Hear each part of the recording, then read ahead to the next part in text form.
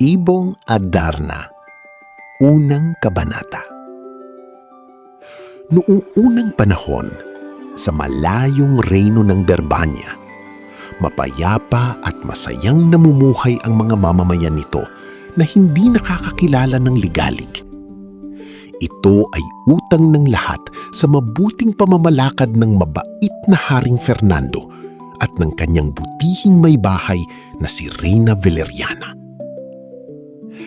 Tatlong makikisig na binata ang kanilang mga anak, na kapwa lugod ang mga kanilang puso. Isa sa kanila ang nakatadhanang magmana ng setro at korona ng kaharian ng Berbanya. Si Don Pedro ang panganay sa tatlo at siya ay naniniguro na siya ang magiging tagapagmana ng korona.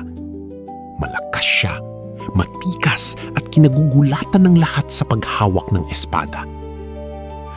Sumunod sa panganay ay si Don Diego, ang binatang taring kung turingan. Malilikot ang mga mata at tunay na mabilis sa mga dalaga. Siya'y mahusay din sa espada. At ang bunso ay si Don Juan, na bagamay mahiyain at may katangiang mababang loob, ay tunay na kaakit-akit at itinitibok ng puso ng mga kadalagahan sa buong sakop ng kaharian. Sino sa tatlo ang karapat-dapat na magmana ng trono? Iyan ang kaisipang bumabagabag sa kalooban ng matandang Haring Fernando. Sa labis na pag-iisip na iyon at dahil na din sa katandaan marahil, ay naratay ang hari sa isang di maipaliwanag na pagkakasakit. Ipinatawag ang mga magagaling na manggagamot. Subalit, hindi matuklasan ng mga dalubhasa ng reyno kung ano ang sanhi ng kanyang karamdaman. Nagdulot ito ng labis na pag-aalala sa reyna. Ang pagkakasakit ng hari ay ikinabahala ng labis ng buong kaharian. Ito'y labis ding dinamdam ng bunsong anak na si Don Juan.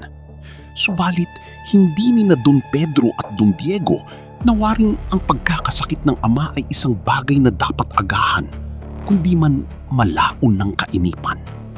Nang gabing iyon, habang tinatangay ng nakahihibang na lagnat ang balisang hari sa kanyang himlayan, ay isang waring panaginip ang kanyang gunita.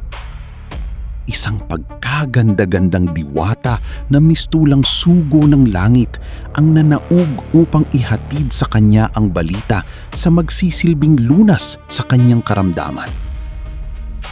Dahil hanggang ngayoy hindi pa napagpasyahan ng hari kung sino ang magiging tagapagmana ng kaharian, ang kanyang karamdaman ay ibinigay sa hari upang matulungan siyang magpasya. Dito nakasalalay ang kinabukasan ng kaharian ng Berbanya. Kung sino man sa mga anak ng hari ang makakapagpagaling, ay siyang karapat-dapat na maging tagapagmana ng setro at korona. Sa bundok ng engkantadong Tabor ay namumugad ang Ibong Adarna. Kung sino sa anak ng hari ang makakahuli at magdadala nito sa hari, ay siya ang kaniyang pipiliin. Sa sandaling madala na ang ibon at marinig itong umawit, ang hari ay gagaling. Isinalaysay ng hari kay Reyna Valeriana ang panaginip na dumalaw sa kanya. Ito ay nagbigay ng ibayong pag-asa sa kanyang nanlulumong kalooban dahil sa karamdaman. At hindi nga nagtagal ay gumayak na si Don Pedro upang patunayan sa lahat na siya ang tunay na tagapagmana ng setro at korona. Ipinagbunyi ng buong lugod ng mga mamamayan ang paglisan ni Don Pedro upang hanapin ang Ibong Adarna. Ang lahat ay umaasang magtatagumpay ang prinsipe sa pagkuha ng lunas na magpapagaling sa minamahal nilang hari.